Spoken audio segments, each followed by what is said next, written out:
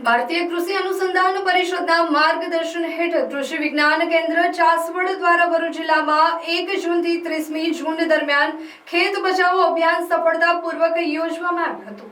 આ અભિયાન અંતર્ગત જિલ્લાના 42થી વધારે ગામોમાં વિવિધ કાર્યક્રમો યોજીને 11,500થી વધુ ખેડૂતો ભાઈઓ બહેનોએ પ્રત્યક્ષ તેમજ સોશિયલ મીડિયાના માધ્યમથી કૃષિ વિષયક વિસ્તૃત માર્ગદર્શન પૂરું પાડવામાં આવ્યું હતું।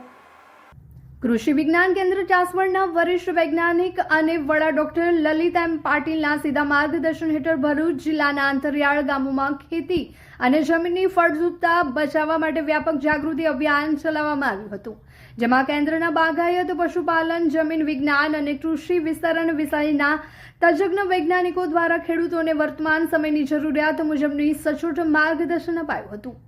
આ અભિયાન દરમિયાન આયોજિત તાલીમ શિબિરો, સેમિનારો અને ખેડૂત મિટિંગોમાં મુખ્યત્વે રાસાયણિક ખાતરોનો સંતુલિત ઉપયોગ, જૈવિક ખાતરોનો વ્યાપક વપરાશ, પ્રાકૃતિક ખેતી તરફ પ્રયાણ, માટી અને જમીનનું વૈજ્ઞાનિક પૃથ્થકરણ તેમજ ખેતી ખર્ચ ઓછો કરીને આવક કેવી રીતે વધારવી તે અંગેનું વ્યવહારુ આયોજન સમજાવવામાં આવ્યું હતું।